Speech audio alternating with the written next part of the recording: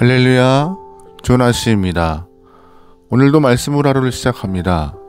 슬기로운 아침 시간 마태복음 9장 말씀입니다. 공산품을 만드는 회사는 그들이 제조하는 물건의 품질과 그 내용, 수량에 신경을 많이 써야 합니다. 하지만 이런 것들만 가지고는 판매 실적이 좋다라고만 할 수는 없어요. 물건을 구매하는 대상이 어떠한 사람들인지, 또한 그 어떠한 특징을 갖고 있는지, 구매 동기는 무엇인지 아주 면밀히 살펴야 판매 실적을 좀 올릴 수 있죠. 다시 말해서 구매자 중심의 마케팅 전략이 필요한 것입니다. 왜냐하면 그 마케팅 대상과 소비자들의 욕구를 알아야 물건을 제대로 팔 수 있고 품질 관리도 할 수 있기 때문입니다. 회사와는 본질적으로 다르지만 예수님께서 이 땅에서 복음을 전하는 대상은 아주 분명합니다. 예수님이 복음을 전하는 대상은 두말할 것 없이 죄인들입니다. 예수라는 이름의 뜻이 자기 백성을 죄에서 구원할 자이잖아요. 이것만 보더라도 예수님이 누구를 대상으로 복음을 전하는지가 분명히 드러나요. 오늘 본문에서도 예수님은 죄인들을 향하여서 복음을 전하고 계신 모습이 등장합니다. 먼저 중풍병자에게 죄사함을 선포하세요. 2절 말씀입니다. 침상에 누운 중풍병자를 사람들이 데리고 오거늘 예수께서 그들의 믿음을 보시고 중풍병자에게 이르시되 작은 자야 안심하라 내 죄사함을 받았느니라. 아멘. 어떤 사람이 중풍병 때문에 침상에 누워서 세월을 보내고 있습니다. 그런데 감사하게도 이 중풍병자는 자신을 걱정해주는 친구들이 있어서 좀 덜 외로웠던 것 같아요. 이 같은 이야기가 마가복음 2장에도 기록되어 있는데, 이 중풍병자의 친구들은 중풍병자를 침상에 누인 채 그를 데리고 예수님께 데려왔습니다. 그런데 사람들이 너무 많아서 예수님께 가까이 갈 수가 없는 상황이었어요. 그래서 친구들은 지붕을 뚫고 줄을 달아서 중풍병자를 예수님 앞으로 내려놓습니다. 이렇게 해서라도 예수님 앞에 중풍병자를 보이고자 했던 이유가 무엇일까요? 그것은 친구가 중풍병에서 해방되기를 바라는 간절한 마음이었을 것입니다. 중풍병자 물론 마찬가지였을 것이고요. 몸이 아프면 어떤 일도 할 수 없고 사회에서도 소외됩니다. 이런 상황이라면 누구든지 병 낫기를 간구했을 거예요. 그런데 이 마음을 아는지 모르는지 예수님은 이 중풍병자에게 병에 대한 이야기 하지 않으십니다. 2절 말씀에 작은 자야 내 죄사함을 받았다라고 딴소리 같은 말씀을 하세요. 중풍병자와 친구들은 죄사함에 대한 이야기를 들으러 온 것이 아닌데 예수님은 상황에 안 맞는 말씀을 하시는 것과 같은 뉘앙스를 보이시죠. 얼른 병이 낫고 일어나서 일상으로 돌아가기 원했지만 예수님은 죄사함을 먼저 선포하십니다. 이들은 예수님의 선포에 당혹감을 감출 수가 없었을 거예요. 그런데 우리가 주목해야 할 것은 예수님의 관심입니다. 예수님의 관심은 외면과 삶의 모습이 아니라 우리의 영혼에 있던 것이에요. 예수님은 우리의 영혼이 하나님께 뿌리를 두고 있는지 그렇지 않은지 그 마음과 심령을 꿰뚫어 보시는 것이 먼저였습니다. 그런데 사람들은 상대방의 내면에는 큰 관심이 없습니다. 오히려 그 외적인 모습에 더 관심을 갖죠. 얼마나 건강한지, 어떤 집에 사는지, 어떤 차를 모는지 그런 것에 더 관심이 많아요. 여러분은 어떤 거에 관심이 있으시죠? 예수님처럼 상대방의 내면과 마음에 관심을 갖고 집중해서 보시길 바랍니다. 그들의 영혼의 관심을 깊이 가질 때 하나님의 시선과 같은 것을 느낄 수 있을 것입니다. 우리는 상대방의 영혼에 대하여 깊은 관심을 가져야 해요. 왜냐하면 주님도 그렇게 하셨기 때문입니다. 그러기에 우리도 주님을 본받아 그 사람에게 보여지는 겉모습이 아니라 영혼과 마음에 깊은 관심을 갖고 관계하기 소망합니다.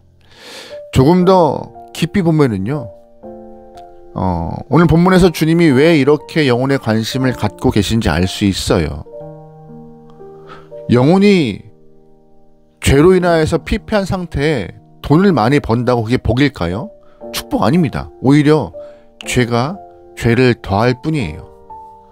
자녀들의 영혼이 바로 서지 않은 상태에서 번성하고 잘 사는 것은 그들에게 곧바로 위기가 닥칠 거예요. 죄의 문제가 해결되지 않은데 건강하면 오히려 죄에 대해서 종로로 사는 꼴밖에 되는 것이 아니죠. 그러므로 예수님은요, 영혼의 문제가 무엇보다 중요하고 먼저라고 말씀하시는 것이 오늘 본문의 이야기였습니다. 여러분, 그러기에 우리가 주님 앞에 나와 기도할 때마다 가장 먼저 기도해야 될 것은 영혼임을 꼭 기억하셔야 합니다. 본문을 계속 보면은요, 예수님은 그의 영혼을 만지신 이후에 중풍병자와 친구들의 소원대로 육체의 병을 고치세요. 6절 말씀입니다. 그러나 인자가 세상에서 죄를 사하는 권능이 있는 줄을 너희에게 알게 하려 하노라 하시고 중풍병자에게 말씀하시되 일어나 네 침상을 가지고 집으로 가라 하시니. 아멘. 중풍병자와 친구들이 그토록 바라던 육체의 문제가 해결된 것을 볼 수 있습니다. 여러분, 잘 보시면 예수님이 일하는 순서가 나옵니다. 먼저가 영혼이고 그 다음이 육체입니다. 우리도 예수님의 모습을 기억하며 영혼을 우선적 가치에 두고 그 다음에 육체의 일을 도모할 수 있는 그런 순서가 바로 선 영혼이 되길 소망합니다. 아멘. 본문에서 중풍병자를 고치신 주님은 이제 마태에게 갑니다. 세리 마태에게요. 주님은 그곳에서 마태를 제자로 부르세요. 마태는 예수님의 부르심을 받고 응답하면서 그 이후에 친구들을 불러 잔치를 벌이는 모습이 나와요. 10절 말씀입니다. 예수께서 마태의 집에서 앉아 음식을 잡수실 때 많은 세리와 죄인들이 와서 예수와 그의 제자들과 함께 앉았더니. 아멘. 세리 마태의 친구는 아마 세리가 전부였을 것입니다. 그런데 이제 마태가 예수님의 부르심을 받고 제자로 부르심을 받고 예수님과 함께 떠날 때가 되다 보니 잔치를 벌인 것 같아요. 친구들과 작별할 때가 된 것이죠. 그래서 함께 불러서 식사할 수 있는 공간과 자리를 마련했습니다. 그런데 마태의 친구들이 다른 친구들을 데려온 것 같아요. 성경은 이들을 죄인이라 말하고 있습니다. 예상하기는 창기가 아닌가 생각해 봐요. 당시 유대인들은 세리에게 딸을 주지 않았고 세리들은 결혼하지 못했기 때문에 함께 어울릴 수 있는 사람들이 창기밖에 없었습니다. 그래서 상황을 보면은요, 예수님과 제자들 또한 세리들과 창기들이 함께 앉아서 식사를 나누고 있는 장면이 연출된 것이었죠.